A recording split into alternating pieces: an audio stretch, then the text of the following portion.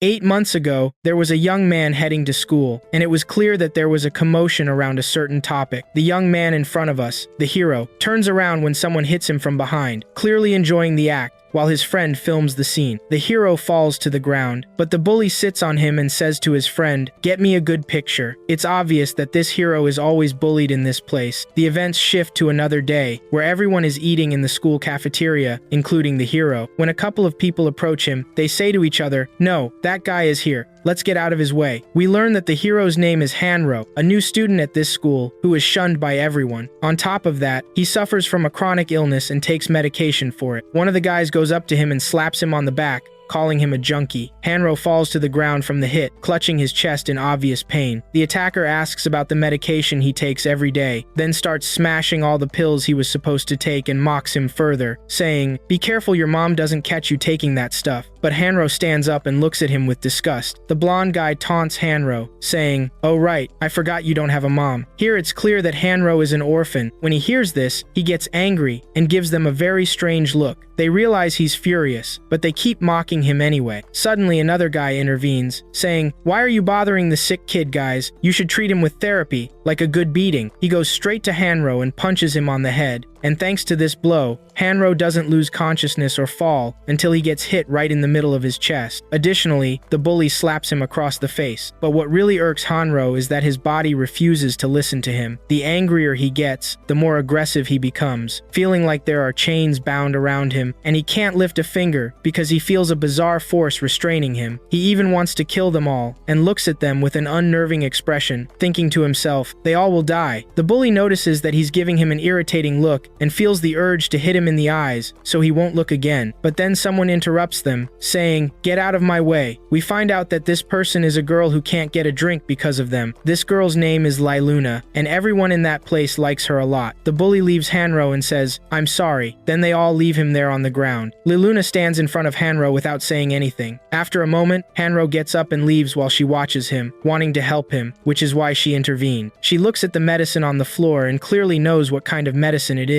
The story shifts to exciting events, highlighting the hero, Hanro's, struggles with his internal and external world. The scene begins with Hanro standing on the rooftop, contemplating the world around him, trapped in his feelings. He holds his phone and reads a message from his grandmother, who is a source of warmth and love for him, having taken care of him since he was little. The message gives him a desire to live and think before making any harmful move. Meanwhile, a young man named Young Yong appears, who talks to Hanro whenever they're alone. After their interaction, Hanro leaves to go outside, leaving Young Yong confused. The story takes us to the classroom where Hanro sits in his seat, while a girl watches him with interest. Meanwhile, some students notice a video circulating about a mysterious monster in the castle, and it remains the talk of everyone except for the blonde girl. As night falls, this monster appears, saying, "Where is the key?" and begins to tear at its own skin before stepping out into the outside world. In the next day, Hanro tends to the injuries on his body using ointment before his grandmother knocks on his room door, asking about his food and noticing what he's using for treatment without diving into details. The grandma shows awareness of her grandson's condition but offers him support quietly. The narrative continues into the night with Hanro's clothing, now a testament to his bullying, which concerns the grandmother. During the night, the monster attacks a truck, signaling a real and growing danger. The next morning, while the grandmother prepares food, she is surprised by a visit from a delivery man who turns into a monster and attacks her. The grandmother reveals her hidden strength by using her skills to restrain the monster, showcasing her extraordinary abilities to protect her grandson. But that monster cut its hand and attacked her again. The hero senses something strange, hearing some noises outside, prompting him to turn off the water. His grandmother tells the monster to be quiet, and the hero thinks he must be hearing wrong, so he turns the water back on and resumes his showering. Meanwhile, his grandmother is attacked, forcing her to retreat, and she uses another skill that's like a spider web. While the hero is outside checking what's going on, he asks her what's happening, but she claims the noise came from the TV. In those moments, the hero is closing the door and isn't looking at what's happening in front of him because of the soap on his face, while his grandmother deals with the monster, saying, "Even if you could escape now, it wouldn't help." She takes care of it and finishes the task. We return to the hero, who realizes the swelling has gone down after showering, while his grandmother looks at the injury on her cheek, which has healed quickly. Now she has to tidy up, during which both the hero and his grandmother don't know how they are meeting in this way. The events shift to the school where the hero is in gym class, with everyone everyone ahead of him, but he's weak and can't run. Exhausted, he starts feeling something very strange as the gym field appears to grow larger. The coach notices someone lagging behind, and when he turns to see who it is, he finds that the hero has collapsed on the ground. The hero wakes up to find himself in the nurse's office. He stands up but feels a sharp pain in his head, telling himself it was a weird dream that keeps recurring these days. Just then, his grandmother calls him, making him worry that the teacher might have told her about him. As soon as he listens to what she says, he doesn't understand, as she is packing all her things and wants to move away from this place again. When he hears her words, he asks if they are moving again, knowing she always escapes but not knowing why. These events started since he was a little student, but it turns out his grandmother is going to protect him by hindering the monsters, and she doesn't know how to keep them away from him. Meanwhile, in the dumpster, another monster appears, but it doesn't show up alone. Several of them appear, and they keep increasing. Specifically, that night, we see a delivery driver in a truck, but he hears a voice saying, "Be careful." The moment he lifts his head, he is terrified by the sight of a monster on the window. This makes the truck veer off course and crash into the curb. The other monsters decide to attack him. The next day, one of the security guards is feeding a cat, but when that truck stops in front of them, the cat gets scared and runs away. The guard doesn't know why the cat fled, but when he goes to check it out, he notices something is happening. We transition to the monster disguised as a human, opening the back door. We return to the hero, who is eating a meal, unaware of why the dogs are barking outside, as the place has become noisy since morning, clearly indicating something is going on. But his grandmother senses something approaching them, so she stands up and says, "I'll be late for school, you go now and hurry." But the hero says it's still early. She replies, "Go and hurry now, I'm busy." Then she hands him his backpack and says, "You need to tell the teacher about the move, I'll come later." The hero heads out, confused about why his grandmother is acting this way, but he's puzzled since the dogs have quieted down. He heads directly to the elevator, aware that things are really weird today, when a group of strange individuals makes their way inside. What's even more puzzling is why there are so many of them, and as they enter, he feels something odd about them from the scent they carry. He watches where they go, but doesn't concern himself with it, and decides to continue his way to school. While in the elevator, he confirms that something strange is happening. Meanwhile, the delivery workers, who are actually monsters, enter the hero's room, and his grandmother waits for them behind the door. We return to the hero outside, looking at the delivery truck,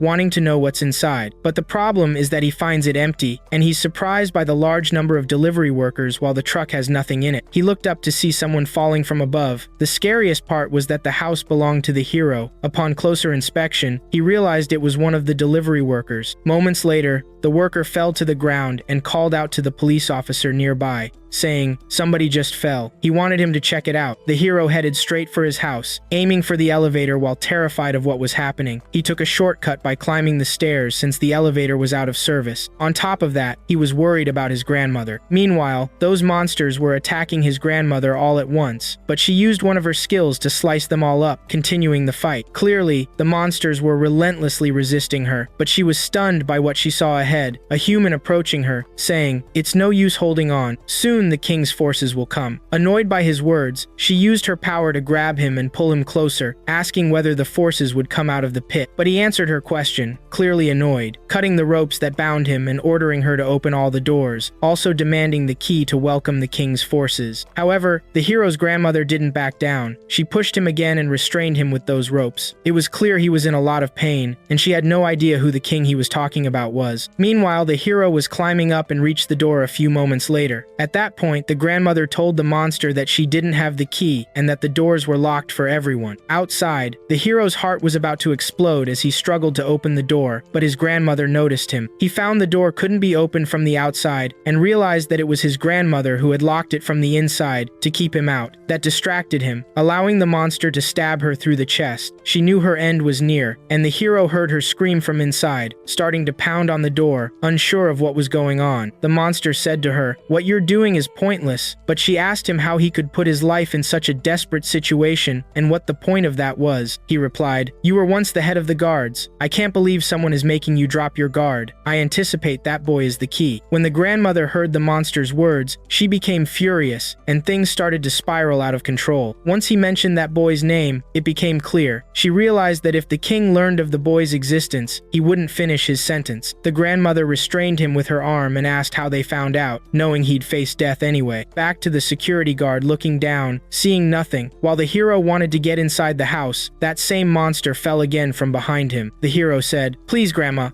open the door." At that moment, it became clear that the grandmother had eliminated the person inside. After that, the person began to burn, and the grandmother realized she had to get out of there before they returned. However, she noticed something strange outside. A monster had restrained the hero, and at that moment, Hanro was very scared, calling out to her to save him. Once the grandmother saw Hanro was tied up, she said to the monster, "Let this boy go. He's just a human." But the monster replied, "No, he's not just a human. He's important to you." The grandmother replied, "Let him go, and I'll give you what you're looking for." But the monster said he was aware of her tricks. "Give me the key first, or you'll find out what happens to this boy." The grandmother began screaming at the monster, which brought out her fighting skills. The hero witnessed this scene in amazement. "Is that really my grandmother?" When he looked at her, he realized he had discovered her secret, causing her to drop all her skills. The monster noticed this, using one of his skills to attack her. As a result of that attack, he cut off her arm, all of this happening in front of the hero, who started crying out of fear for his grandmother. He then attacked the monster, tearing its skin, which made the monster slam him against the wall. The hero fell to the ground, but the grandmother noticed. He began to realize what was happening, lifting his head to see the state of his grandmother and the disaster unfolding. The grandmother was approaching him, while at that moment the monster was ready to finish her off. The grandmother realized that her time was up, and the monster pierced her body with his attack. When the hero saw this, he was furious and jumped up to attack the monster, but he was stunned by what happened. Another attack from the monster pierced his body too, and he knew his end was near. The monster said, "I'm disappointed. I expected more from the head of the guard since you exposed your back to the enemy." But then, he felt a strange sensation from behind and turned to see what was happening, discovering that his grandmother had not died, and her power had surged as she used one of her skills to restrain the monster again. This time, she sliced it to pieces in front of the hero. At that moment, he started looking at her, and we flash back to the past, specifically to the days when wars raged between humans and monsters. It was terrifying, as the ground was soaked in blood, but we see a number of people heading into the mountain's depths, and there was Sana jumping inside a portal in the sea. Back to the hero, who was hearing a voice telling him, "Don't die, you must stay alive." He opened his eyes, realizing he had heard that voice before, especially when Hanro was younger, and one of the children mocked him for living with his grandmother. But the hero hit him, and his mother intervened, striking the hero and asking, "Is this Sana, your grandmother?" She then took her son away from there, mocking the hero for not having parents. In that moment, the hero was listening to his grandmother's words while heavily wounded, beginning to cry because of that. And time shifted back to the present, where the hero was in his grandmother's arms, and Sana was very sad, starting to cry that she couldn't protect Hanro and had broken her promise. Some time passed, and Sana laid the hero on the ground, starting to wonder about the rebel crowds that still occupied the place, meaning that the gap was widening here. Moreover, Sana didn't know where the army of Kam had come from, but she used one of her skills, showing she didn't have enough power. Thus, she needed to return the weapon she had taken from the small prince and send it into the battlefield, meaning she wanted to restore the hero's power, which he would manage from that day onward. Holding the weapon in her hand, she said, "This is all the remaining life, and I will place it in this fragile body." Even though it would be a heavy burden on his life, it was his fate too. At that moment, the chains binding the hero broke, and Naru soared into the air as his power began to return to him. Hence came the end of the head of the guards,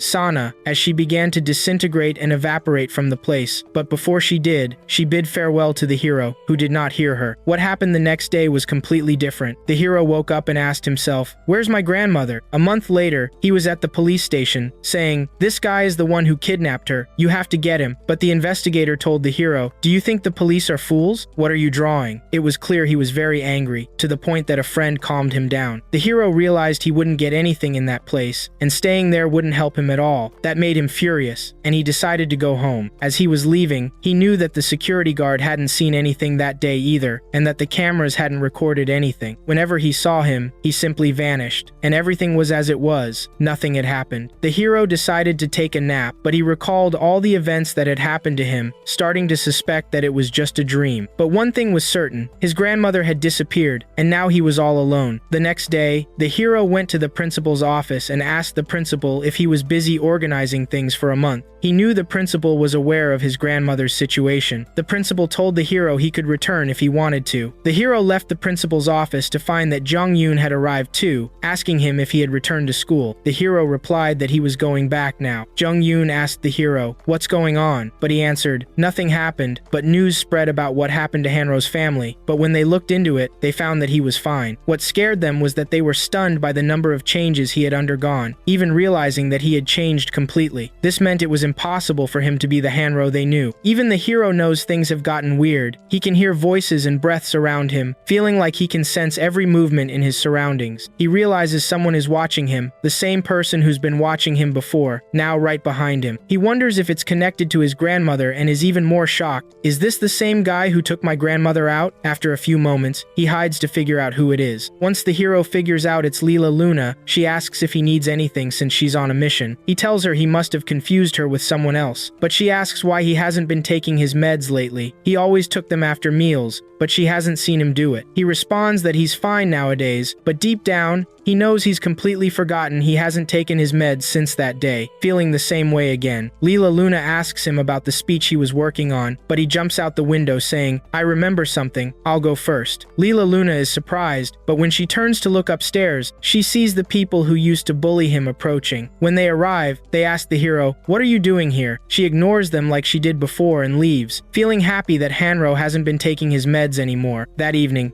the hero returns home, and on the way, he thinks to himself how lately he's been able to feel his body changing during workouts, and he senses the changes are getting worse. Now, he can feel it to some extent. He's shocked by what he sees a girl working at the grocery store near his house. He decides to say hi, but remembers what he did before and thinks it would be awkward, so he decides to head back home. Before he leaves, he notices an elderly woman collecting some papers, and he decides to help her. He approaches her and offers his assistance, but she thanks him. However, when the hero sees her face, he remembers his grandmother's features. He says, "If you pile more up, it's going to collapse." It turns out her cart is on the other side of the street, and she needs to empty it here. He tells her to stay right there, promising he'll be back soon. Back to that girl, it's clear she's in trouble, as the boys from school enter and start mocking her, saying they'll come every day since she works there. She doesn't care about their words and responds that she wants to see their IDs. They're stunned, asking, "How don't you know who we are?" She tells them it's impossible to sell cigarettes to minors. One of the boys is shocked by her and says, "It's not because you're pretty, I won't sympathize with you." Meanwhile, one of his friends grabs him, and they leave the store, joking, "Hey, there's a chance to buy cigarettes," after seeing the elderly woman in front of them. In those moments, the hero has reached the elderly woman's cart and starts to take it while those boys give her money to buy them a pack of cigarettes, offering her the leftovers as a gift. She refuses, fueling their anger, and they start tearing the papers she's been preparing, along with hitting her. The hero, getting closer to her, is very disturbed by what he sees and yells for them to stop from afar. When one of the boys sees him, he says, "Are you the hero? Why are you so nosy?" The hero looks at them and realizes they've been bullying him. The blonde-haired boy grabs the hero by his shirt and takes him to a tight space, starting to hit him. As he continues to punch him over and over, something's happening inside the hero's body. The moment he struck his head, the hero grabbed his feet and smashed them, standing up and throwing him to the ground. Even his friend noticed. It was clear the hero started showing the same marks that had appeared on his grandmother's face. The hero's friend told him to let go and obey orders, but he seemed to be in much pain. He turned to the hero and asked what he had done, but the hero was bewildered by what was happening. He noticed his friend running away, fleeing the scene. As he ran, he thought to himself that he doesn't understand what's happening to him, and he went to the park he used to visit as a child. He began to recall memories, convinced that he had been deeply stabbed back then, and yet, when he woke up, there wasn't even a scratch on him. Besides, there was a different feeling, as if he wasn't in his own body. The power he felt at that moment seemed like it didn't belong to him. He asked himself, what happened that day? And the next day, news spread through the school that a boy named Park had been taken to the emergency room due to serious injuries from a fierce fight. The hero listened to them while sitting next to his friend Park, who began to recall what happened and thought to himself that it was impossible to become that strong overnight. Park became furious and moved towards the hero, but the latter paid him no mind. Park started shouting at the hero, asking, "Are you ignoring me? I don't know what tricks you pulled, but my friend got hurt because of you." The hero apologized, feeling confused, but Park yelled at him again,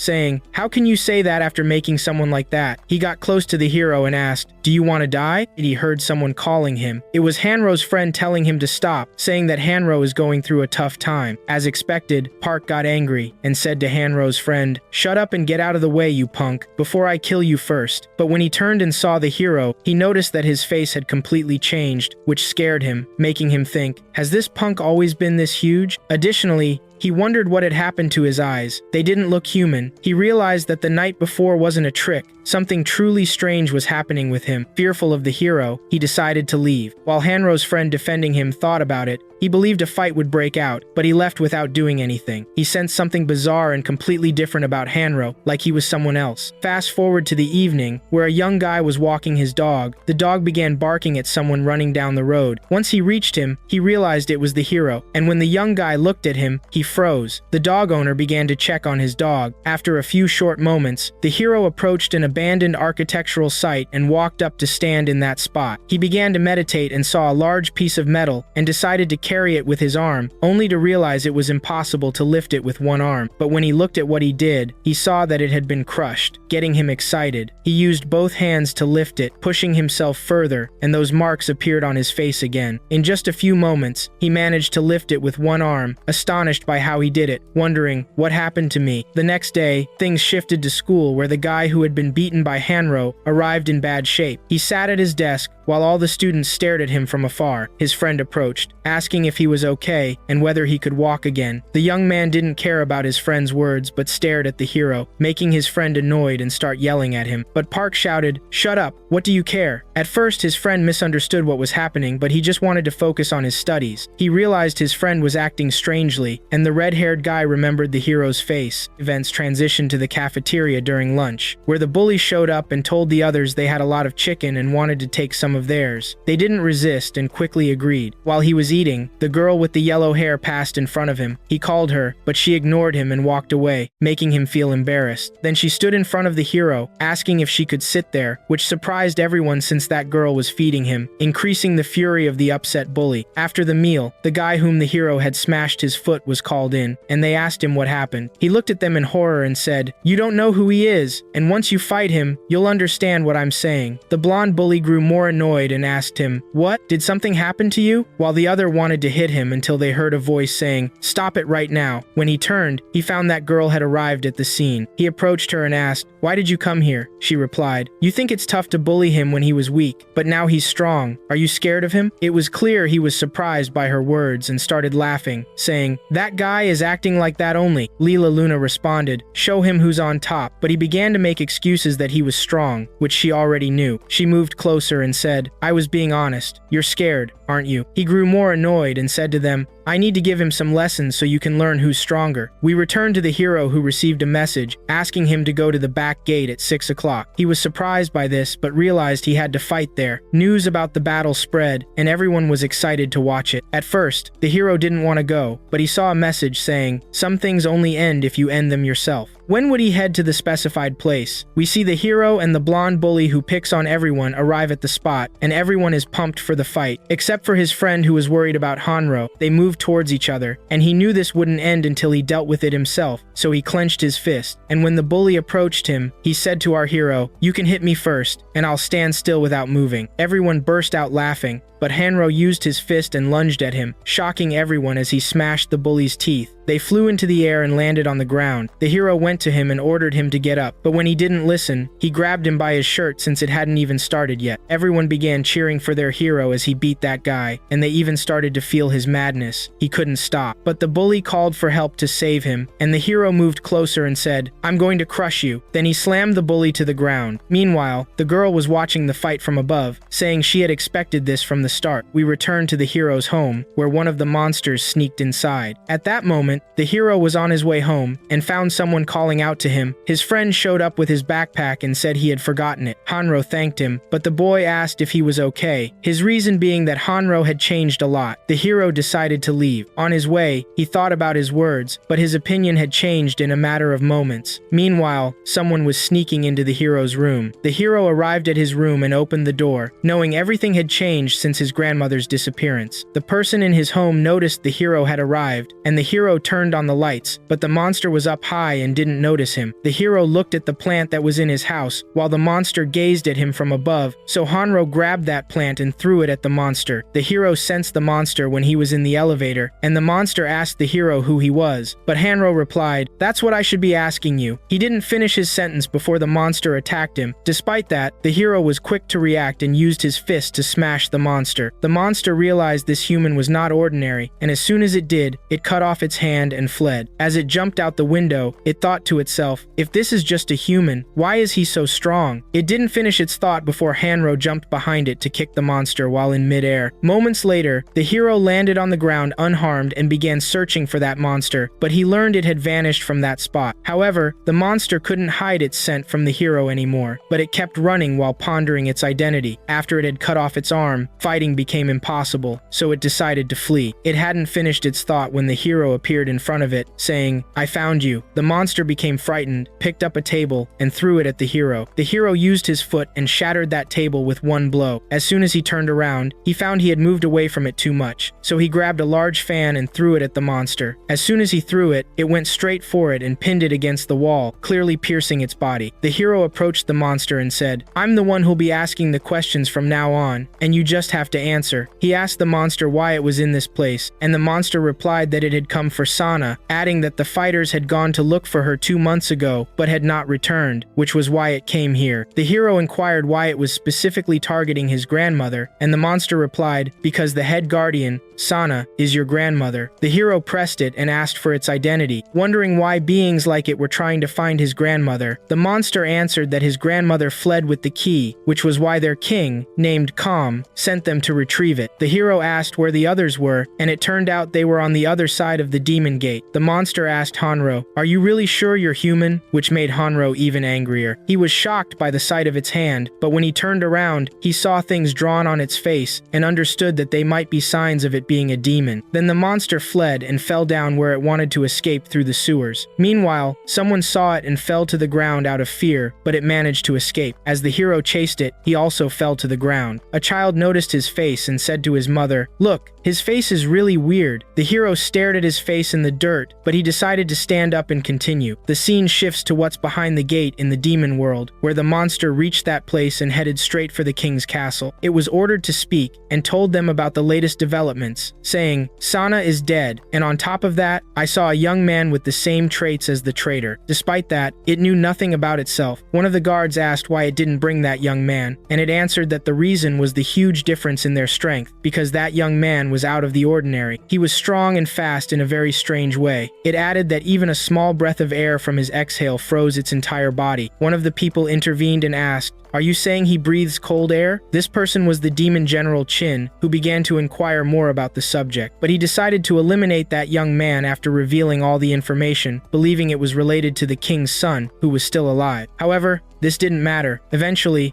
this world would collapse, and all those closed doors were now filled with holes. We return again to the hero, who was running toward the police station. He opened the door and asked them, "Is this true?" A police officer replied, "Come see for yourself." That footage came from a surveillance camera and matched the description of his grandmother. Once he saw it, he knew it was her. But the officer on the computer asked Hanro if his grandmother was sick, because this place was famous for its drug market. The hero remembered his grandmother when she hurried to take her medication, realizing something was off. So he quickly left that place and asked them to send him the address. But the officer said, "No, it's been 2 months since that day." After some time, the hero stood in the place where they sold medications, saying to himself, "My grandmother went to this place for my medicine." He didn't know where to start now, but he decided to begin searching for that pharmacy. Additionally, he had been taking this medication for a while, but he didn't know what it was. After a few moments, he saw someone chopping some herbs, so he asked him because he was looking for medicine. That person asked him, "Medicine for whom?" But as soon as he saw that boy, he remembered Sana and said, "Wait here, I'll be right back." The hero knew this person would flee from that place, so he decided to follow him. Just as he expected, he found that the person had escaped.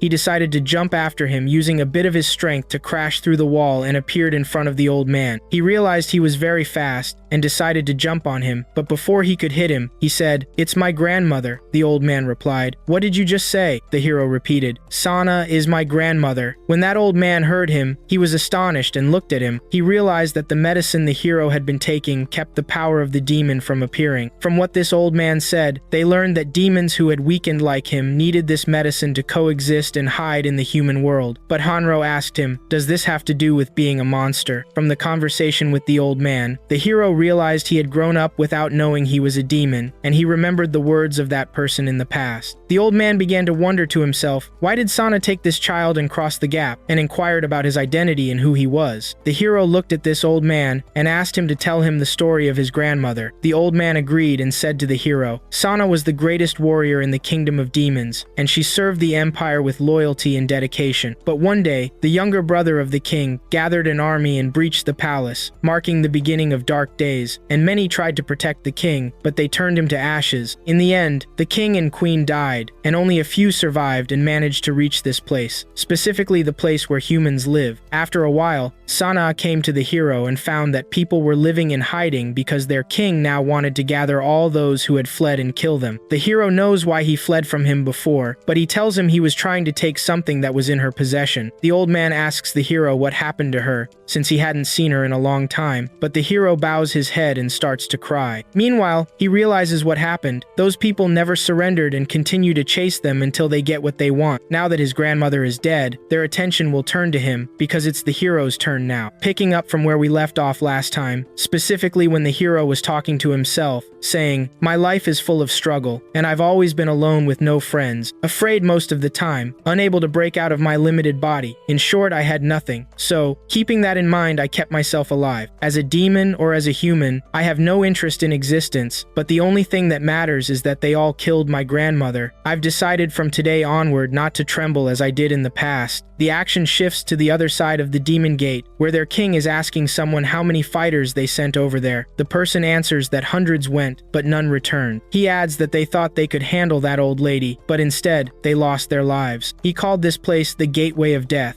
and it becomes clear that they cannot cross from this place into the human world. Kam tells Chin, "I will invade their world without getting hurt after we open these gates because we don't want to leave the humans alive." Chin responds to the king, "Sana definitely left the key with the late king's son, meaning that boy is our chance to leave this place. But we all know that after the power that kept the gate open disappeared, all exits are now closed." We return to Hanro, who is packing some things belonging to his grandmother, but gets stuck because he forgot something. When he picks it up, he finds a picture of himself with his grandmother and stares at it, wondering whoever she is and where did she come from. Then he takes the picture out of the frame and hides it in his jacket. The scene transitions to the school where the hero has also gone. Before entering, he knows that the news about the fight he had has spread, and he hopes there are no strange rumors. He opens the door and steps inside, but notices something different about everyone, where he finds a girl calling out to him from afar, welcoming him. He is puzzled as to why they are welcoming him. It isn't in their nature. Naturally, he responds to them as a kind of respect. Just as his friend Jong Young enters behind him and asks, "Why is this happening here?" He tells him, "Thanks to you, we won't see that guy again." The hero understands why they are acting this way toward him. He turns around because Li Luna is calling out to him from behind, asking him to meet her after school. Naturally, he doesn't want to, but his friend says to her, "Don't worry, he will definitely come." Hanro asks why his friend answered for him, and he responds, "Simply because you're my friend." In school, we find the blonde-haired bully venting his anger on some others by beating them up. It's clear he's doing this because these guys have been spreading rumors since the morning, and he starts hitting them harder and harder so they won't dare to do it again. After a moment, Park says, "Let's get out of here before we hurt them more." But before he goes, Dorjo asks, "What are we going to do about that kid named Hanro?" Because they want revenge on him for what he did. Once he hears this idea, Park gets very excited. The scene shifts to a bathroom where Dorjo and the hero's friend are. Dorjo tells the hero's friend to bring Hanro because he wants to apologize for what he did before, but the hero's friend refuses his request. As a result, he receives the first punch to the face, knocking his glasses off. The bully says, "Are you sure? Are you looking at me with disdain now?" But he replies, "Do you think I want to look at you, you damn psycho?" Because of that, he brings him down to the ground and starts hitting him. When he gets hit on his arm, the bully says, "You brought all this on yourself, you fool," and grabs him by the hair, saying, "I'm going to break your arm on the ground." But that doesn't solve the problem. Plus, Hanro is also the cause of these problems. The hero's friend lifts his arm and punches the bully, but it was a weak hit and didn't affect him. Yet he starts to cry, and the hero's friend says to him, "You were just being stupid." The bully gets very angry about that and throws him to the ground, hitting him. We return to the hero who was in the classroom. He was thinking to himself about his friend who hadn't returned to class, even though he told him he was going to the bathroom. He looked at his seat, which was still empty, and asked himself, where could he have gone, and why did he suddenly disappear? He decided to go look for him, since he's not the type to skip class, which makes him uneasy. He opened the door and was surprised to see his friend had shown up, but his clothes were completely dirty. He realized he must have been bullied and beaten. His friend didn't tell him what happened and said, "Don't worry if I missed class for a bit." Then he took Hanro to the clinic. While they were together there, he said, "I realized that this bully isn't that strong after I fought him." And the hero's friend was thanking himself so that the hero wouldn't ask him any questions. But in the meantime, the hero says to him, "Man, you don't deserve this. Just tell me who hit you." He asks him if it was a bunch of delinquents. The hero stood up and asked, "Where are they now?" John grabs him because he doesn't want him to go there. But Hanro says, "This is just the beginning. You're their prey now." Hanro is surprised by what his friend said to him because he said, "You've changed a lot, Hanro." And what he means is that thanks to Hanro, he now understands that silence won't solve the problem. It's clear he wants to change too, and he won't let himself be their prey. He wants to appear strong, even just a little bit, in front of the hero. He realizes that this is just the beginning for him. He looks at the hero and realizes that smile of reassurance isn't real, because it was terrifying for him. Specifically, in the evening, Lee Luna goes to the hero, but a group of bullies interrupts them, asking the hero to come with them. Naturally, Luna didn't speak in those moments. Hanro goes with the group of people attending this school, but a group of strange people appears, making those studying in this place astonished by what they are witnessing, as there's a group of people wearing the same outfit going inside. We go back to the hero, specifically when they are taking him into a closed place so that he can't escape from them. Naturally, he obeys their orders, but before he enters, he tells them not to come near his friend Jong again. This time it isn't just a threat but a real warning. The one who bullies everyone starts making fun of Hanro, and as soon as the hero enters the place, we see a group of people ready to devour him. But Hanro turned to them and realized it was a trap from the beginning. Back at the school, the strange people walked inside, and everyone doesn't know this strange feeling they are experiencing now. Clearly, these people are monsters. The girls smell a strange odor in this place, and one person collides with a monster, telling him to look ahead. The monster is puzzled as to why he's talking to him that way. Returning to the hero, we find he avoided the monster's attack and jumped over that person, hitting him. When his friend sees what's happening, he runs to save him, thinking he had caught him. But the hero deflected his attack and hit the bat into the air, causing it to stick to the ceiling. That person looks at him, wondering how this guy hit the iron bat with such force. But he didn't finish speaking before he found a punch hitting his face. Everyone stares at him, puzzled by what this bastard is planning, but they all rush toward Hanro at the same time, and the hero starts fighting them all at once. That bullying young man looks from the back,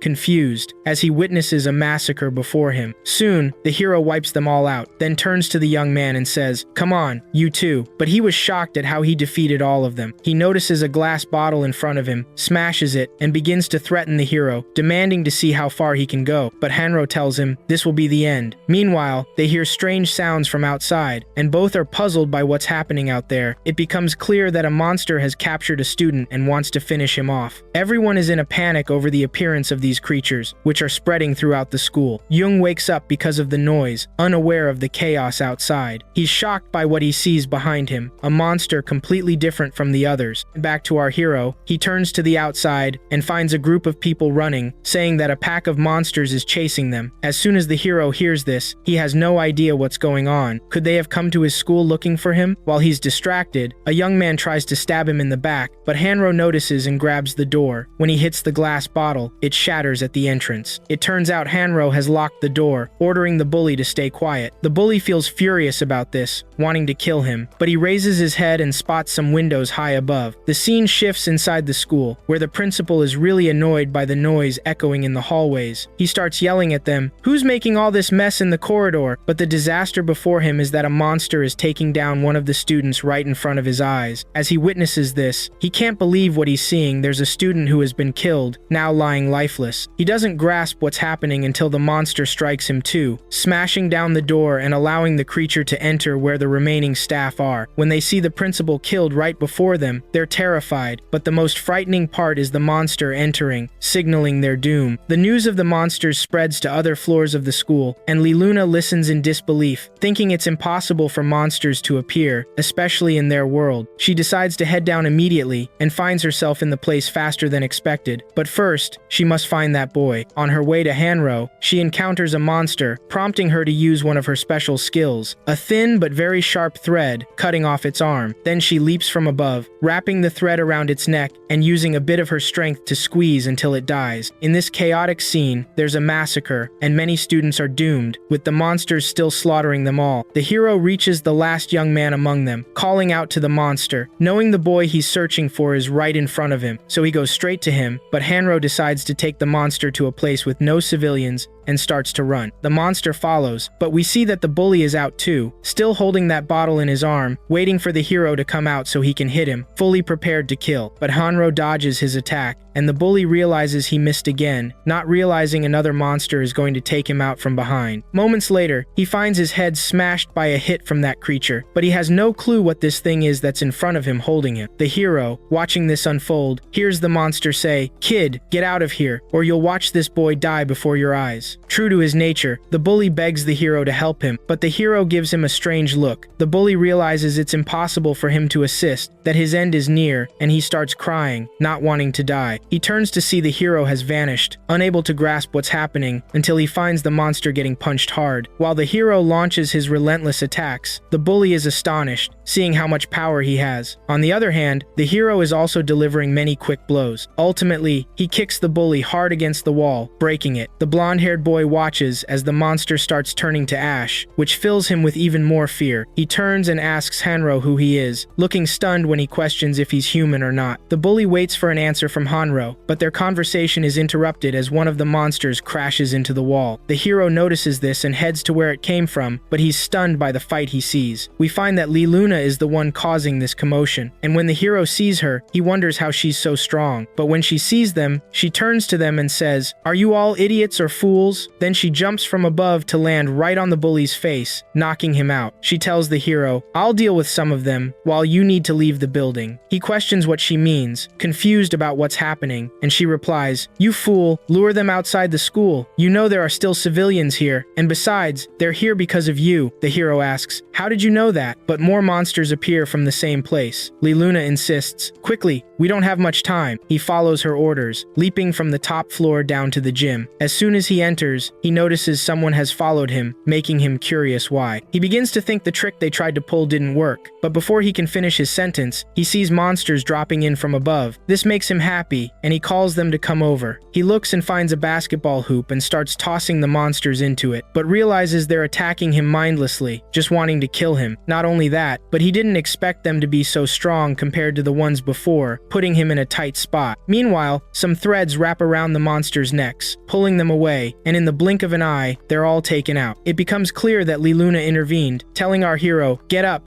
snap out of your shock." He asks her, "How did you defeat all these so quickly?" and inquires about her identity. But she responds, "Let's talk later. There are more important matters right now." She barely finishes when they see many more monsters entering, and this time, they're multiplying. The bizarre part is that some monsters combine with each other to form a giant beast. The hero and that girl vanish from the scene, perplexed about how to deal with this creature, especially one that size. But before long, Liluna exclaims, "I've got it." The hero understands what she's doing as she comes to him to distract it, naturally drawing its attention. She grabs a rope from the place, waiting for the right moment to execute her plan. At the perfect time, she throws a large cover over it so it can't see what's happening around it. She starts calling out to Hanro, because it's the perfect time. Back to the hero, who's now pinned up high, he uses his hands and feet, pushing hard enough to bend the steel. It shows he's trying to crush the ceiling down on it, holding a large piece of metal and attacking, thinking it will be the end. Returning to the leader of these monsters who was taking Jung, the hero's friend. He looks towards the gym, knowing the hero is there, making him very happy, because things are about to get exciting. Speaking of the hero, he's actually taken out that monster, thinking to himself, this is what happened last time, they're turning to ash and disappearing now. He wonders if the same fate happened to his grandmother, but Lee Luna tells him it's better to leave now for a safe place. Naturally, he follows her advice and turns around to hear his friend Jung's voice. Upon seeing his condition, he gets really scared since Jung looks pretty bad. He rushes over to him, asking if he's hurt. Lee Luna warns, don't get close to him, there's something weird about his shadow, it's overly large, but the hero doesn't care about her words. The hero goes to Jung and hugs him, asking if he can walk, but Jung replies, run, please. The hero is surprised by this, and in that moment, the monster appears behind them. Jung tells the hero, please run, but it's too late. Meanwhile, after the monster drives its fist into their bodies, Lee Luna starts screaming at them because she knows their end is near. Jung begins to cry and asks the hero to forgive him. In that moment, he loses consciousness. The hero takes this in and remembers how his grandmother sacrificed herself for him too. Even Lee Luna goes directly to him to check on his condition, but he still remembers what happened to him earlier. After he finishes his thoughts, he gets up like nothing happened, surprising the monster at how he managed to stand. Lee Luna is shocked because she thought he had died. Back to the hero, he is bewildered as to why he can't see and thinks he's in an illusion with his grandmother, specifically on his birthday, the presidency she attended. But just moments later, she loses consciousness and falls onto the table. He begins to ask her if she is okay, only to find her turn to ash, and before she leaves this place, she says to him, Hanro, protect all the entrances. But he doesn't understand her words and begins to shout at her, don't leave me alone. Moments later, he starts questioning who he is. He notices one of the candles has begun to glow, its blue light illuminating the place entirely. A strange energy surrounds the hero, and it's clear he's lost his mind. The monster and the girl are taken aback by the blue fire surrounding the hero, as they were sure he was unconscious. Lee Luna asks about that power because he wasn't like this just a moment ago. The hero starts to approach, and with every step, the place begins to freeze. Moments later, he freezes the space, and that monster too. The monster knows this is its breath. It breathes ice, and Lee Luna is astonished by what's happening to him, but she notices that energy is starting to fade from Hanro. She goes to him and tells him to regain consciousness, but it's too late, and he loses consciousness. Time passes, and the hero starts to regain awareness. When he wakes up, he's puzzled about what's happening as he looks at his body and notices bandages around his chest. He decides to start wandering around the house because he doesn't know where he is right now. As he explores, he realizes this house doesn't look like an ordinary house, and he might be in trouble. He says, these windows are shut tight, and the owner of this house is very security conscious. Moreover, this door is enormous. He decides to peek behind this door and takes a quick glance around while trying not to make any noise. He finds a lot of weapons and wonders, why is this weapon in this house? Thus realizing that this house is very dangerous. The hero hears music in the place, grabs an axe, and goes outside to look for the person playing it. Just moments later, it gets closer to him, and he raises the axe to attack that person, only to find it's Lee Luna in front of him. He freezes in place, and she, in shock, begins to scream at him. The scene shifts to another place, in the room where the hero is looking at one of the paintings that depicts a gate linking worlds. Suddenly he sees Lee Luna appear behind him, but he's surprised when she says, your recovery ability is truly amazing, because she thought he would be in bed for days. When he remembers what she did earlier, he asks her, who are you? But she dodges the question. Lee Luna tells the hero, to be honest with you, I thought you were dead. Then she sits down, but the hero says to her, I don't remember anything, which makes Lee Luna happy. She replies to him, that's very good because those weren't happy memories anyway. He thanks her for saving him and wants to ask her something. What happened to my friend? She turns to him and says, I expected you to ask me about this. He's in a safe place and receiving treatment. While we talk now, there's no need to worry about him. He sits in front of her and says, everyone is alive, and that's reassuring. From the way he puts his hand on his eye, she thinks he's crying, but he looks at her with his blue eye and asks, who are you? She avoids this question again and says, how about we eat something? The hero realizes she's dodging all his questions, but she says to him, no, I haven't eaten since yesterday. She wonders why the hero is heading this way and tells him to stop where he is, but he responds that he needs to return home and can't stay with someone he doesn't know. But Lee Luna says to him, you can't go back now. But the hero replies, if I stay here, you'll be in danger too. Lee Luna stands in front of him and says, impossible. Your condition is unstable, and you must stay here. If you want to leave, you have to take me down first. Lee Luna didn't expect Hanro to punch her, and because of that punch, his wound opens up again, causing him immense pain like a lightning storm inside his body. Lee Luna grabs his arm and throws him to the ground. saying, "Did you think you could defeat me in this condition?" But at that moment, the hero says, "Everything that happened at school was because of me, and all the people who died too." It's clear he is very regretful, but Liluna says to him, "I will be the guardian who protects you from now on." She stands up and carries him, saying, "I know it's hard to believe, but the priority now is to restore your strength. Besides, you are now the first guest to visit my home, so I've prepared a meal for you." The hero turns to Liluna and asks her, "What is that thing that's burning now?" When Liluna turns to the kitchen, she realizes the pasta she cooked has burned and asks the hero, "Do you want to eat it?" Of course, he doesn't want that. Hanro asks if she has any leftover ingredients, and moments later, he starts cooking. Liluna is amazed by his high skills and asks, "Who taught you to cook?" The hero replies, "My grandmother taught me." Liluna asks if he was close to his grandmother, and from the smile that appeared on Hanro's face, Liluna knows the answer. The scene shifts back outside where the hero is telling Liluna a story, saying, "My grandmother showed no signs of her fatigue, and it was good that she clarified things before she left. But now that I've lost her," Liluna interrupts him, turning to him and saying, "Don't worry, you are safe here now." The hero thanks her and tells her he has work to do, and Liluna replies, "I want to know more about those creatures." The hero recalls all the events that happened to him in the past and knows that Liluna was aware of the demons. She says to him, "Come with me," pointing to the car waiting for them outside. Meanwhile, she adds, "You can find the answers wherever you seek them. Additionally, he will gain the strength to fight," and then the scene transitions to another location. Moments later, they reach their destination, having gone to the Shuro community that takes care of people with powers like them, which is the Grand Combat Defense Leadership against monsters. The hero remains frozen in place, overwhelmed by the size of the place, but Liluna says to him, "What are you doing here? Come this way." As soon as they enter, he finds the place looks like an ordinary company. He starts to scrutinize and realizes it is the Grand Defense Leadership. Liluna gets annoyed with him and asks, "Why do you always freeze in place?" She adds, "If you don't hurry, I'll leave you." The hero knows they call those monsters goblins, and that this place has seen a long war throughout history. Naturally, to face monsters much stronger than humans, they need people with powers like them. They go directly to the elevator, where they find a girl in front of them inside. The hero scrutinizes and realizes the outfit she's wearing is from their school. The elevator asks them to provide their information, and Liluna places her handprint, which gets approved, and then she selects the specified destination. The hero feels that this elevator is going downward and asks the girl which floor she's going to, but she turns to him strangely, and Liluna begins to laugh at him. After a few moments, they exit, and the hero notices they are heading to the same previous place. When he examines the place, he sees they are conducting analyses and tests on people. They head straight to one of the doors and open it, but Liluna approaches the girl named Liarine and says, "I haven't seen you in a long time." When the hero enters, he notices the place and is astonished as to why there are so many cameras aimed at him. It becomes clear that the leader of this place is watching him from behind those cameras and orders them to begin now. Irene equips her weapon and turns directly towards the hero, but Liluna starts screaming at her, "What are you doing? A row! Are you out of your mind?" Aaron replies, "Do you know what's going to happen?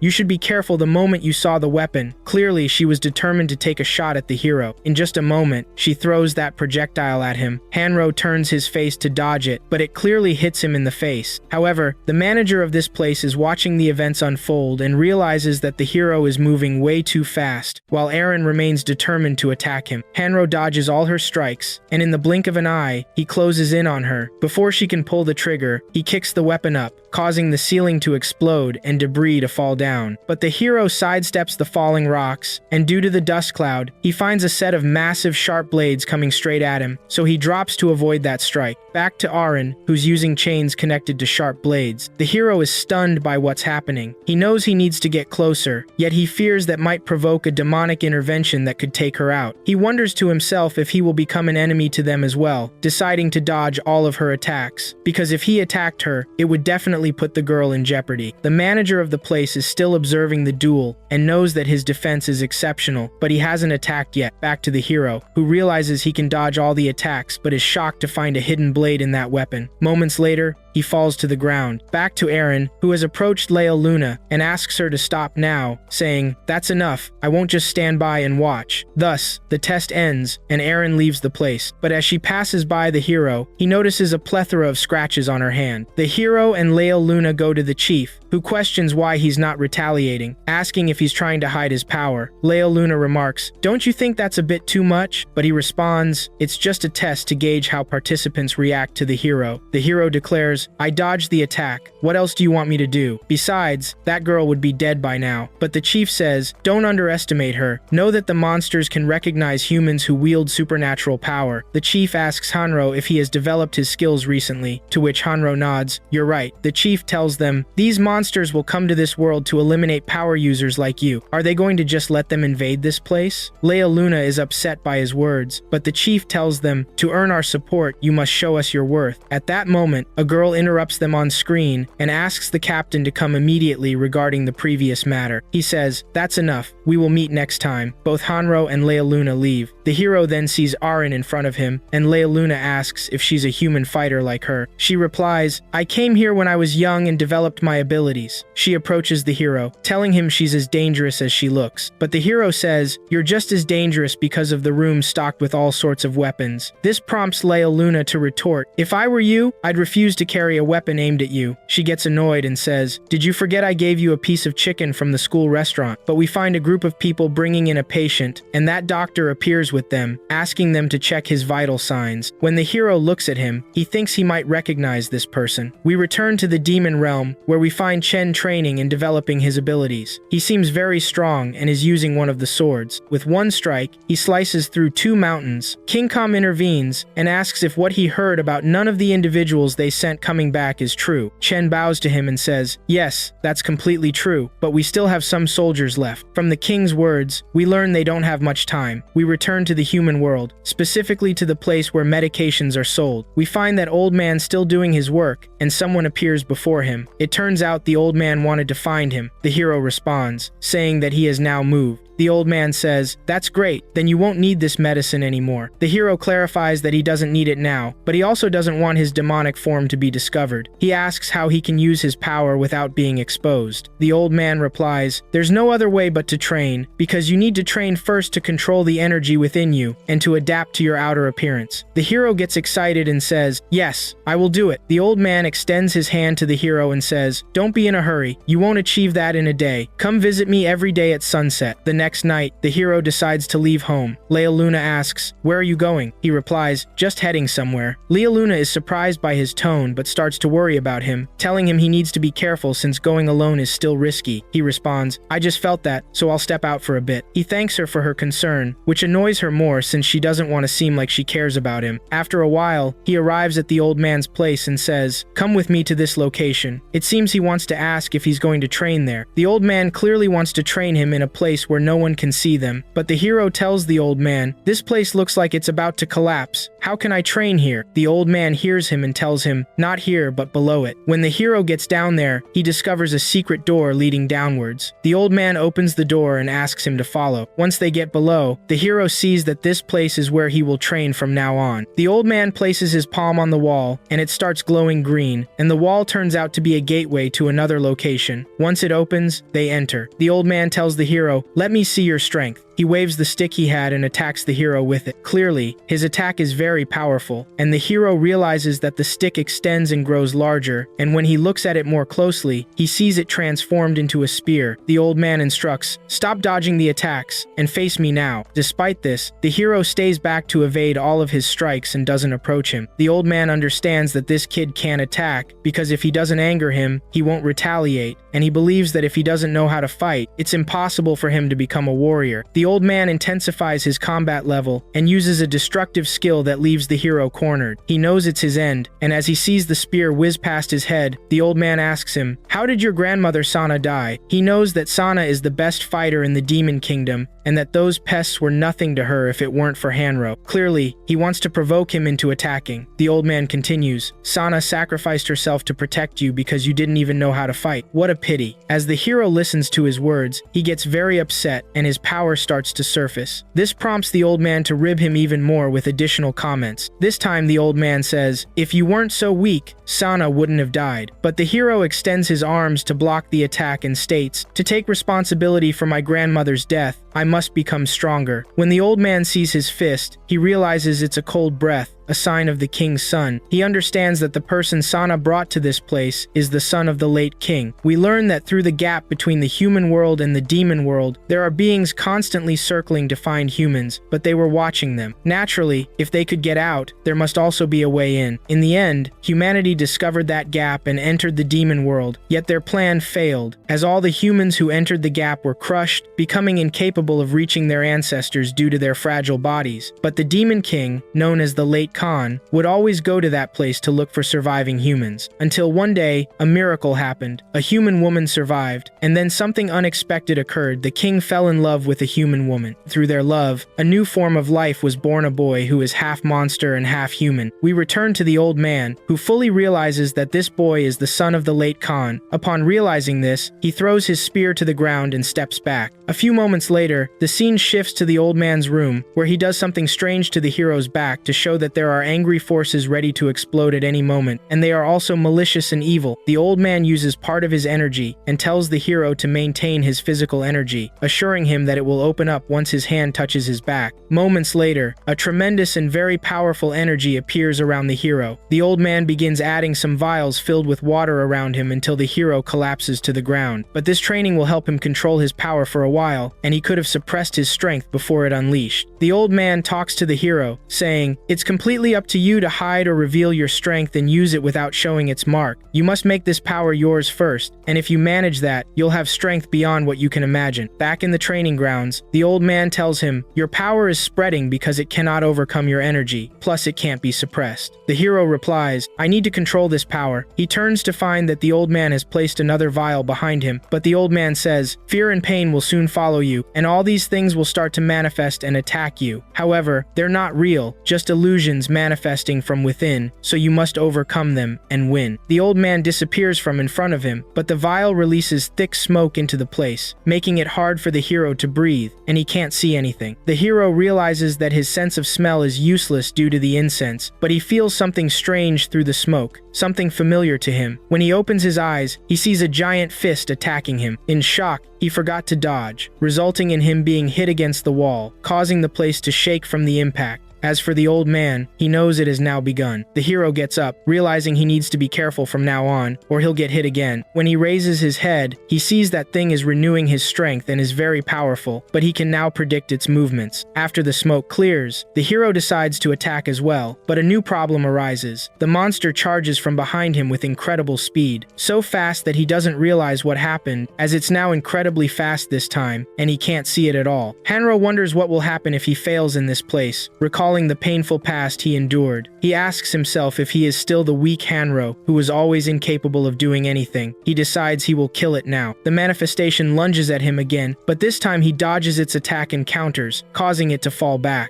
The old man realizes the shock is stronger than before and feels scared, knowing it is just an illusion, and there should be nothing that can cause that shock. He thinks more, and knows that even though the inner power is incredibly strong, it could end up harming him. So he needs to intervene directly and rush to the gate right away. But when he places his hand on the inside, he can't open it due to the overwhelming energy that has appeared, meaning the door is locked from the inside. The old man is stunned this time because he holds the ability to open and close entrances, which is called the King's Authority. We return to the hero inside, who crashed into the wall and hasn't moved, leaving him severely injured. Blood is dripping from his mouth and his head, but still, he doesn't give up, saying it's not over yet. The manifestation stands before the hero, waiting for him to move, but despite not giving up, he can't budge. The manifestation advances on Hanro and reaches out to him, and in moments places its arm on Hanro's head. The hero is terrified, and we see the old man inside that place. The hero still can't wake up now, never imagining that something this massive could happen, since he didn't mean to press down on him this hard. That old man apologizes to him, saying it was his mistake. Hanro asks, "How did this happen?" The old man replies, "Your power has gone out of control." The hero realizes he has failed this time, and it's clear he doesn't want to fail or give up again, and even if his life is in jeopardy, he will fight once more. But the old man tells him, "You won't die right now." Now we shift to the demon world, specifically to King Kam, who says the storms are beginning to consume the northern lands. Looking at the territories where demons can live, they are shrinking every day, and food is no longer available. Thus, it becomes clear why they all want to go to the human world. All the demons inquire when they will go to the human world, as they don't know how long they will continue to believe what Chen says. The king looks at the servant in a terrifying manner, causing him to fall to the ground and beg for forgiveness, stating he didn't mean to disbelieve him. It becomes clear that the king is asking that servant to call Chen to this place because there isn't much time. The longer he delays, the more dangerous his position becomes. After a few moments, the servant reaches Chen and tells him, "Calm is looking for you." Chen turns to the servant and says, "I reached this place through bloodstains and by using the sword." Not only that, he warns him to be careful not to get killed. It turns out the words he told the king were heard and relayed to him. Meanwhile, we return to the human world, specifically when the hero is washing dishes with Li Luna. She turns off the faucet and says to him, "A week has already passed." The hero replies, "So what?" But she wanted to know why he has started going out every night and where exactly he goes. Yet the hero still insists on not telling her, offering some excuses like before, saying he only goes out for a walk. This angers Li Luna, so she replies, "There are limits to what I can overlook." The hero talks back to her, and Li Luna retorts that she knows it's still tough for him, and there shouldn't be secrets in their relationship. The hero responds, "What kind of relationship do we have?" She marvels at his words. As we know, the hero doesn't have an ounce of romance in him. Moments later, silence fills the place. That night, the hero goes to train as usual, and the old man asks him if he is ready to start. Naturally, the hero says he's ready, and let's get started now. This time, the old man inside uses his energy to activate that vial, telling the hero that he needs to take all this into account, as everything he sees now is made from the hero's power, and he must not lose his mind when using his strength. Meanwhile, one of the copies attacks him, but the hero evades that attack and hits that manifestation. Additionally, the old man doesn't hesitate to give him advice and tells him to claim that power for himself. The old man looks from above and realizes that only a week has passed since he started training, yet he is growing at a huge rate. While keeping his strength under control, he grows stronger and steadier, and besides that, he has a hidden talent. However, he knows that the king's power should not be underestimated. Those who ruled at the pinnacle of power, speed, ice, barrier,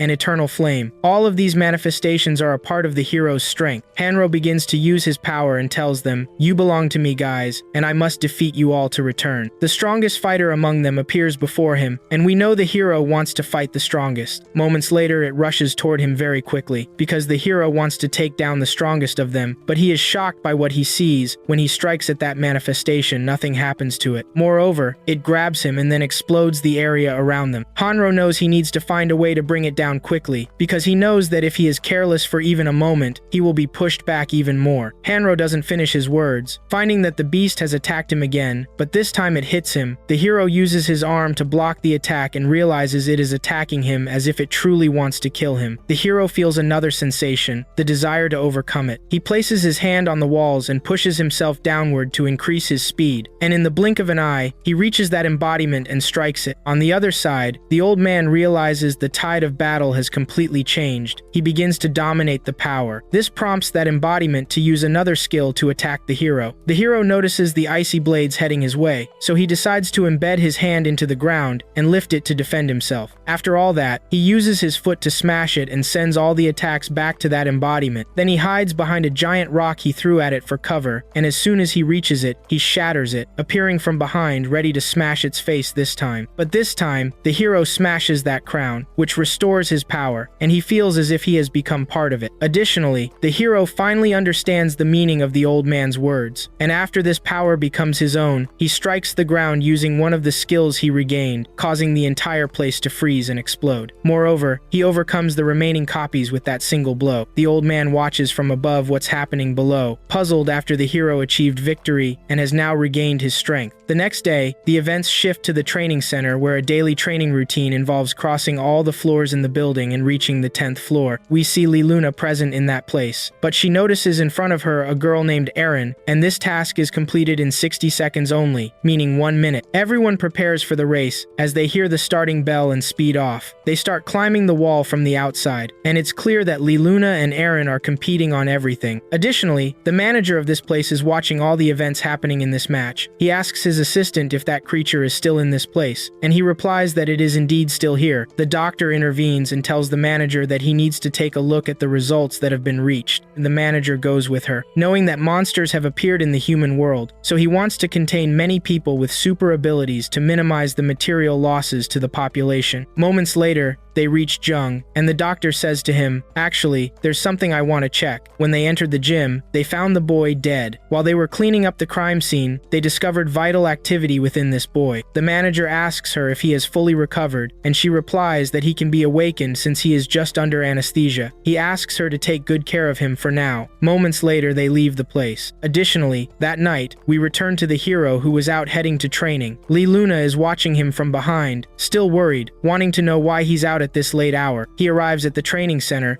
but his coach says to himself that since last night, he has felt the dormant power in this boy's body, which means it has become beyond imagination. Besides that, he has controlled that power, deciding to test it by throwing some small weapons. On his way, the weapons began to grow terrifyingly, and the hero notices this and runs away from all of them because he doesn't want to get hit. He must evade all those weapons. The coach realizes that his eyesight has changed as well. Additionally, he has gained not just power but also changed his fighting style. The coach knows that Hanro is targeting the main enemy, but in that moment, he decides to grab that spinning object and return it to its owner. As soon as he throws it, he crashes into the place where his master was. Despite this, his coach does not move from his position. The branches fall on the hero, but he wonders if it's over or not. He looks at what he sees in front of him as his master begins to use his power. He says to the hero, "It's only natural to counterattack, but now I'll unleash my power too." He asks Hanro to defeat him. We know that the hero's coach is an armed devil who has escaped to this human world, ruling over the exiled monsters, and now he stands before the hero asking him to attack with all his strength. But the hero knows that the monsters are strong and have super abilities, which allows them to change their bodies and skins. However, he decides to explore this ability his trainer mentioned. He punches the monster right in the chest, but the punch has no effect. In addition, his fist bounces back. The hero does not realize what is happening until he finds that his trainer has countered his strike, and the shocking part is that the blow has imprinted itself on the wall behind him while the hero has yet to touch it. In the blink of an eye, he collides with him and feels as if he has been struck by steel. The teacher returns and says to the hero, "You should have noticed all your skills in combat once you unlocked your abilities." He knows the hero is crashing, and furthermore, he can find not a single flaw within him. The hero places his hand on him, and despite using his power to move him, he cannot. The teacher decides to attack him again to hold him, but the hero resists, causing the teacher to grow angry and say, "I was going to end it with just my fist, but this time it won't be easy." Meanwhile, the hero looks at him from afar, noticing that he has closed in on him this time, and the hero decides to attack too, knowing that the best way to defend is to strike. As the fighting escalates, he approaches his teacher's level, the demon Mozen. He notices that Hanro is using his internal energy, and it is so immense that this time he's the one dodging his attack and becomes shocked on the ground. Additionally, he knows that he has completely hidden his demonic form during this battle, which means he is now ready. The next day, the events move to Lee Luna's home, where she was sleeping in her place. Once she wakes up, she heads to the kitchen and finds there are many meals prepared. She is surprised by who cooked them until she sees Hanro in front of her asking if she has woken up. The girl is still puzzled when she hears the hero calling her, "I'm almost finished, just sit down." Lee Luna, still in shock, says, "Why did you make breakfast?" She asks him if something happened to him recently. He replies that from this day forward he will be preparing the meals, adding that he was tired because he had some work to do in the past few days. But Lee Luna brings up the topic of wandering at night recently, and it's clear the hero doesn't want to answer that. But Lee Luna says, "It doesn't matter what you do, you're free in the end, but I want you to think about the people who care about you." The hero looks at her and asks if she cares about him, and when she hears him, she gets embarrassed and says, "I don't. You haven't even joined the one organization yet, which means I'm worried about you because you're out alone and I fear you might get hurt." He tells her, "I'm sorry for making you worry about me. Since my grandmother passed away, I thought no one cared about me." After that, they leave the house, but the hero is surprised if Lee Luna has seen his marks, so they must have shown when he was fighting in the gym. He asks her how the one organization differentiates between those with superpowers and monsters monsters, since some monsters look just like humans. Luna tells the hero, when their marks show up while using their abilities, in addition to changing their appearance, the hero realizes he hasn't revealed his secret, and he starts to think. He knows that monsters have started to chase him now from his trainer's words. He realizes that demons are searching for something within him, then turns to Luna and says, I forgot something, so I'll go now, meaning both will not go together to the school. We continue from where we left off in the previous part, specifically in the school, where that bully goes to one of the students and starts bullying him again. This means he wants to go buy some cigarettes. In the meantime, the student disappears from in front of him, and the bully doesn't care, unaware of what's happening. He starts treating others the same way, telling them, we have a game today, and we'll have fun with it. But the young man he's targeting responds, saying,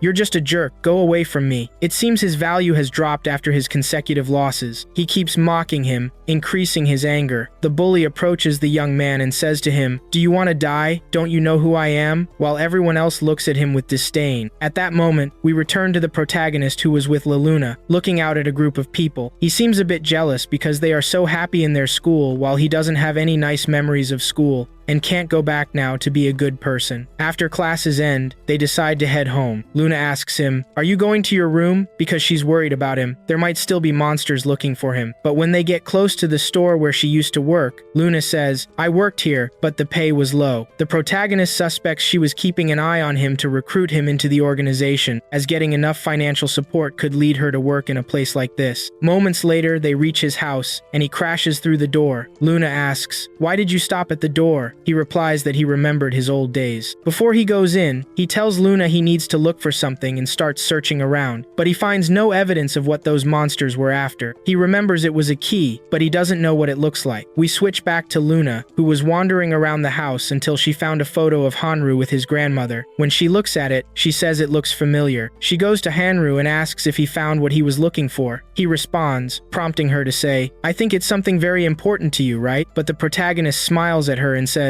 let's go back home. I didn't find anything. The scene shifts to the hospital. When Jung wakes up, he finds a doctor in the room. She asks him if he is awake now, but he shocks her by sitting up and pulling the oxygen mask off his face. The doctor says, no, stop that. Your condition hasn't improved yet. Meanwhile, he asks her about his friend and inquires about what happened to him. Another doctor comes in to draw a blood sample for testing, and that doctor tells them to take care of him as soon as the test results come in. Then, she looks at him in a frightening way and asks him to tell her what happened that day. She reassures him that his friend Hanro is fine, so there's no need to worry about him. Jung replies that he wants to see him now, but the doctor tells him, you need to recover first, and don't worry, you'll see him soon. Jung feels relieved that his friend is still alive. After several hours of all these events, Jung goes to the research lab. He was looking for something in that place until he finds his blood samples. A girl with pink hair appears and asks what he is doing, adding why he hid those samples. It becomes clear that this girl, whoever she sees, gets excited regardless of the matter,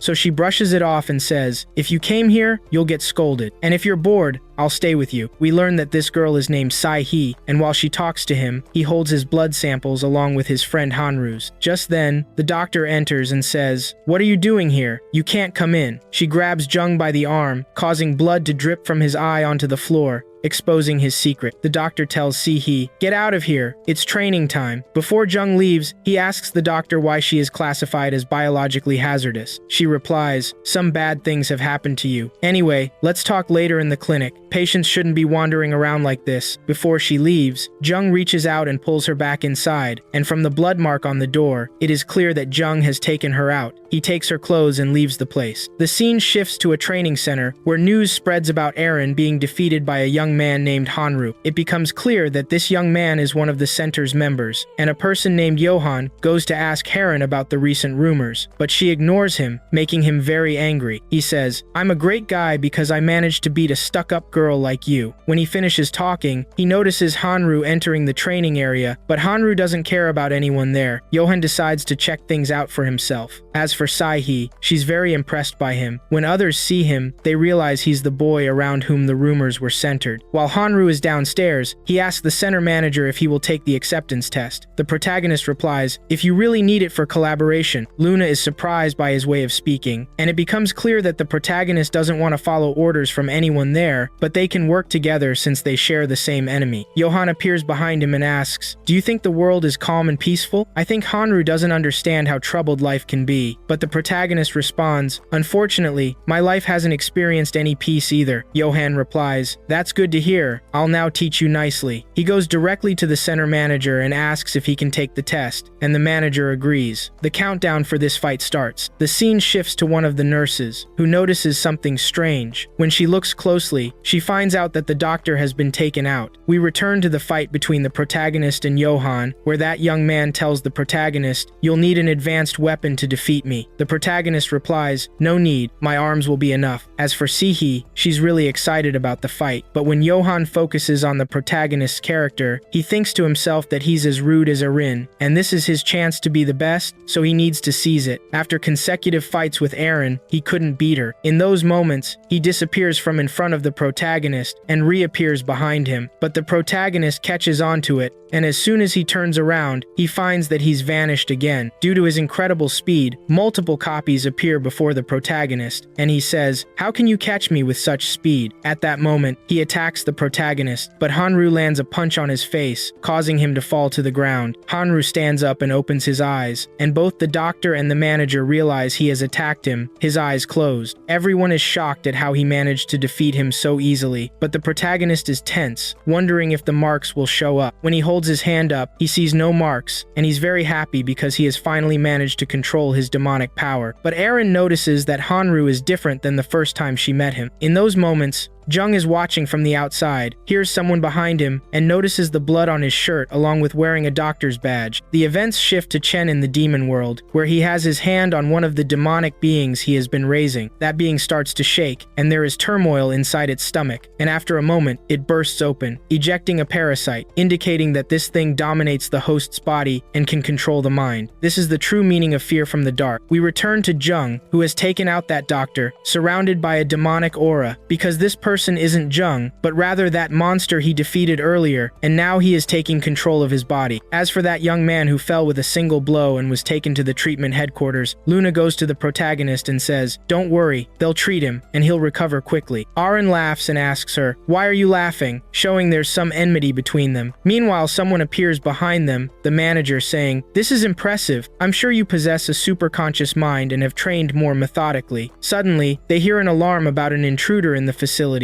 Specifically in Area C, Luna and Erin are astonished, saying, "How could this happen? It never happened before." Hanro asks, "How did they find monsters in this place?" making him think they've come to hunt him down. The manager orders, "Position yourselves." At that same moment, they evacuate all civilians to a safe area. The protagonist approaches the manager, saying, "I'm going to fight too," but the manager stops him from doing so and orders him to go to a safe place only. However, the protagonist convinces him with his words, stressing he needs to go help them because he saw their power with his own eyes. Luna intervenes now, saying to the protagonist, "Let's go together." Sihi asks to go with them, and in those moments, the doctor calls for the president to leave the place now. Sihi, Hanro, and Luna go. Meanwhile, everyone is searching for that intruder, and each moment they find someone injured. We return to the protagonist who was with Sai-He, asking her if this has happened before, but she says, "Nothing like this will happen. Don't worry about it. We are in the main headquarters of the monster hunting organization." But at that moment, the protagonist feels something strange, making him look back to find Jung behind him. Jung goes to the protagonist and hugs him, but Hanro feels tense and wonders what's going on. He asks him why he's in this place. Jung smiles and says, "You're safe. I was worried about you." The events shift to the control center, where they are monitoring the camera footage. It becomes clear that Jiang has been eliminating everyone, and when they see him, they are shocked, saying, "Why is someone from the medical team killing our people?" One of them zooms in, and when the director sees it, he's stunned because that young man is Jiang, who is currently undergoing experiments. We return to the hero, and we learn that they have now arrived at Sector 1. He goes to get them some water. The hero talks to his friend, asking if he's okay since he's been hurt a lot. Jiang replies, "All thanks to the medical team of this organization." The hero turns to his friend and tells him that he will protect him from now on, and that will be a promise. However, unexpectedly, Jiang gives the hero a strange look and says, "Do you have the ability to do that? You're the one who got me into all of this." The hero is stunned by the way he speaks. He enters at that moment and says, "I've brought water." The hero feels like he's to blame for everything, and he truly is the cause of all these problems. Back at the control center, they realize that the intruder is now in Sector 1 where Hanro and went. The staff asks what they should do, suggesting they send agents to that location. But the doctor tells them that won't help. They activated the security mode when Sahi last entered, so it can't be opened from the outside now. They torture the doctor because all the responsibility falls on her,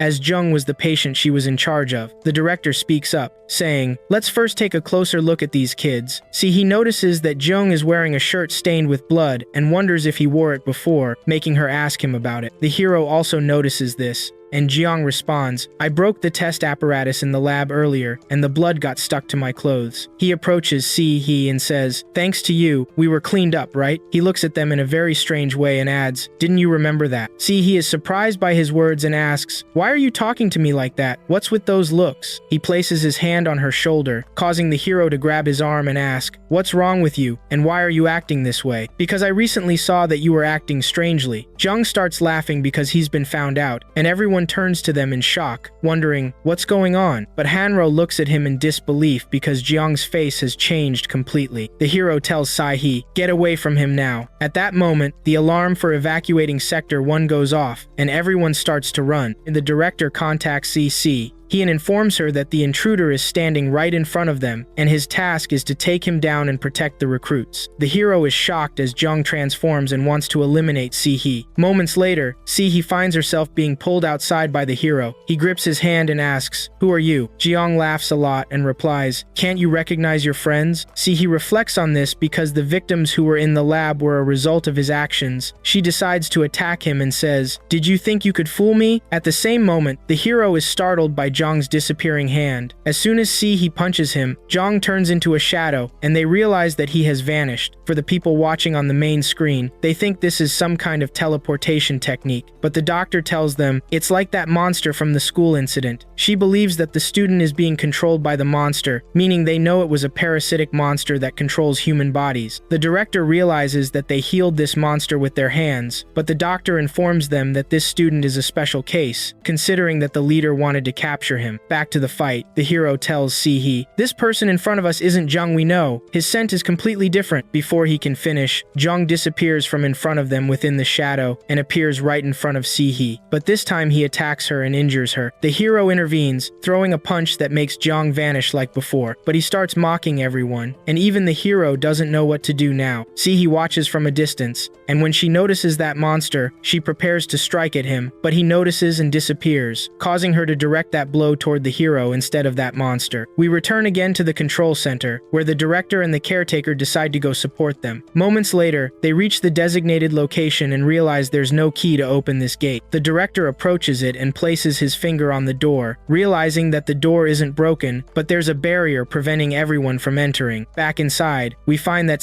he is still standing ready to fight. Meanwhile, Jiang is still pulling the same tricks and is very pleased to annoy them, which makes he worry about the hero. But Hanro begins to think and realizes that he moves through shadows. And if this monster is from before, then Jiang must have died then, and this Jiang in front of him is just a monster. He orders Sihi to move closer to the wall, then goes directly and urges her to listen to him. Moments later, the hero smashes the light source in this room, plunging the control center into darkness. Everyone knows that Hanro has broken the lights, and the doctor tells them, "Turn on the power generator," but one replies, "He broke the lamp himself." The doctor starts pondering, unsure of what Hanro is planning. It becomes clear that without any light, it's impossible to hide now. The monster smiles and says, "You turned off the lights to get rid of the shadows, but can you see me now?" We know that the hero's plan from the beginning was to trust his senses as he did before. He doesn't care about what he sees, but about feeling the people around him. He closes his eyes to locate the monster. Moments later, he opens his eyes, which glow with cold fire. He doesn't see the monster mocking him until Hanro's fist comes close to him. He doesn't notice at first until it hits his face. He's startled by the blue color, knowing how he hasn't gone into a frenzy until now. Back to the hero, who's attacking that monster and not giving it a chance to retaliate. He kicks it in the middle of its chest, causing it to crash against the wall. The hero moves closer, and as we've come to expect, the place starts to freeze. Jiang stands and asks, "Are you going to kill me, Hanro? I'm your friend." But Hanro replies, "You better better not say Jiang's name anymore. Hanro starts unleashing his power, causing a whirlwind to erupt in the area. The monster realizes that this is impossible. He's reached this level of power in just a few days, and he decides to hurry back to the demon realm to inform Chen about it. But before he can leave, Hanro freezes him in place, and after all that, he blows him up, eliminating him. Back at the control center, they are stunned by what is happening in that place. After the battle concludes, the hero opens the barrier to this room, and they enter, but they are shocked by the presence of ice in this place. They call out to him until he appears before them, but Hanro comes out of that place without caring about anyone. After all this, they hold a meeting to figure out what happened. Someone asks, why is a monster targeting a young child? But the director answers that he was a friend of the boy named Hanro, which means the monsters are targeting him. However, the director thinks to himself, more importantly, why are they so obsessed with Hanro? We go back to Hanro, who is still thinking about his friend who died because of that monster, placing all the blame on himself, but from now on, he won't be able to trust anyone. As Hanro walks around, someone appears before him, revealing it to be Ain. She wants to know why Hanro didn't eliminate her earlier, especially during that fight when he could easily have done so. But Hanro doesn't speak with her and walks away, prompting her to grab his arm and say, Ain, your friend was a monster, and we had to kill him, so don't worry about it. Hanro pulls his hand away, clearly wanting to eliminate her now, until Lee Luna intervenes and tells Ain, stop it now, Ain. Even if he was a monster, they were friends outside. Is that what you'd say to someone who had no choice but to kill their dear friend? But Ain tells them, if you want to hang out with your friends, then go somewhere else. The hero, uninterested in their conversation, decides to leave, with Lee Luna telling him to go get treated, but he's very sad about losing his friend. We return to that doctor who was informing the director about the explosion, and although they couldn't see it clearly because of the darkness, these are the images we got. The director is astonished because there was fire, followed by an explosion in the area. The doctor explains, when the pressure rises, it explodes. Also, the walls and floors froze quickly at the same time. It seems he controls ice, but they realize that the basic spectral ability is cold fire. The doctor says, I can't believe that a superpower has emerged at such a time. The scene shifts to Hanro, who is with his trainer, recounting all the news that has happened to him recently. He says, whenever I kill a monster, another one appears, and when I kill the new monster, another one shows up again. When will all this end? His trainer asks him what they want from him, to which he replies, the time has come. He then stands and bows to him, surprising the hero, who asks, what are you doing? The trainer responds, I am paying respect to a member of Khan's army, to the son of Khan, the rightful heir to the demon kingdom. When the hero hears this, he is shocked. But going back to the past, after the war destroyed the demon kingdom, Kam's soldiers seized the castle, and Mawson was the chief knight of the king. When they reach the castle, they find it on fire, and it becomes clear that the cause of all this is that Kam couldn't stand seeing his brother the king married a human and had a child. This led to a war between the two brothers over the throne. After all that, Khan loses and dies, while Hanru's mother was holding her son on the edge of the castle when the monsters appeared and shot fire at her to kill her. Everyone thought Khan had died, including his wife and son, and so Kam became the new king. When Mawson witnessed this scene, he believed everyone had perished, prompting him to escape through the cracks into the human world. After a long time transitioning between dimensions, he managed to reach the human world, and Sana was one of them. Hanro now realizes he is the son of the king that Sana brought to this world, and when he came here he knew nothing. But the hero asks him, why do you think you are son of King Khan? He replies that the unquenchable blue flame is a legendary power that only appears from royal lineage, marking you as the right one. We realize that his grandmother didn't tell him about this since he was young, and couldn't comprehend what she would have told him. However, they now know he is the key. The hero is astonished and asks, what does the key mean? Mawson explains, now you have the ability to open the door between the worlds, which is the king's authority. That's why the demons are chasing you. The hero realizes that when he opens the door, there will be a full invasion from the demons, leading to a great war that will affect many humans and demons. The hero asks why this war will happen, and Mawson replies, Kam seized the throne and is happy to create an external conflict for power, but what you must do now is kill the enemy and become the true king of the demon world. Even if you don't want that, the future of all races depends on you. Therefore, you must live and fight. The hero leaves knowing he must become stronger and take responsibility since he is now the key. Back in the demon world, they sense something happening to the gate. Kam goes to investigate why it is shaking. Moments later, it becomes clear that the cause of the gate's tremors is that the key has awakened and sensed its existence. The king turns to his servant and asks, where is Chen? Back at the gate, which was in the middle of the sea, it is raging frighteningly. Chen was there watching it but feels incredibly happy. Knowing the key has awakened listened and sensed its presence. He says to himself, "This child of that dear queen will finally be able to bear responsibility." Returning to the past, we learn that Hanru's father asked Sana to take care of his son, who was named Yun. She woke up on her own to protect her son and stayed in their castle after handing her son to Sana. She asked her to leave quickly so they wouldn't be caught. Naturally, Sana followed her orders and went straight to her son, Chen. Chen is overjoyed when he sees his mother, who is holding his sister named Lin. When Sana sees her son, she is so happy they haven't caught him. Moments pass before she tells him, "Listen to me carefully. When you leave this place, take your sister and don't look back. Escape through the back door." He asks, "What will happen to you?" She starts shouting at him, "Listen to me. After you exit, you'll find a path leading to the forest, and you'll find a small stone depot at the end. Give this necklace to the person waiting for you there." She hugs him, causing him to cry, knowing this is the end. Despite everything, she vowed she would chase after him. Moments later, she left his presence, but Chen knew that the child she was carrying was the king's son. After she departed, he looked at his sister he was holding, feeling very sad. But he followed his mother's orders and went straight to the forest until he arrived at the hut he was searching for. He entered it and began yelling, "I am Chen, son of Sana," but no one responds, and upon investigation, he finds everyone has been killed in that place, making him terrified of the sight. He exits and begins to cry, calling for his mother, which causes his sister to start crying with him. Back in the present, Chen looks at the gate as a thunderstorm strikes it. Moments later, Chen disappears from that place. Returning to King Calm, news has reached him that Chen is missing, and the king becomes furious, ordering the assembly of an army from all soldiers. Before the gate closes, they need to expand it more and more. Therefore, he commands them to bring in more troops. But the servant says, "This is very dangerous, my lord. Many will die on the way." But King Calm was in a state of great annoyance and says, "That doesn't matter, just do what I ordered." Naturally, the servant executed all his orders, bringing in all the soldiers and throwing them into all the gates in the demon world. One day, while the civil war continued in the demon world, Chen went to Calm's soldiers to become a strong soldier and begs them to accept him. At first, the soldiers started mocking him, telling him to leave because he was small. Chen begins to shout that he will become a strong soldier and overcome everyone, prompting the soldiers to beat him and say, "Get out of here before we kill you." Additionally, they threaten him. After all this commotion, someone appears from behind, a helper of Calm, and approaches them directly, asking, "What's going on here?" Moreover, he questions them about this boy and what he's doing there. One of the soldiers informs him he is a war orphan. However, the helper notices that the boy harbors resentment and hatred in his heart, prompting him to order them to let him be. He asks Chen if he wants to be a soldier for Calm, but first asks, "How will you prove that? To become a soldier for Calm, you need to give up your soul for him. To prove that you are fully prepared, renounce your dearest possession." He asks him, "Will you show them your loyalty?" Chen initially struggles to let go of his sister, resulting in the helper kicking him out of the place. He thinks he got rid of him, but later that night, Chen appears again, telling them he will become a soldier for Calm. And so, Chen becomes one of Calm's soldiers. Between the human world and the demon world, there exists a gap,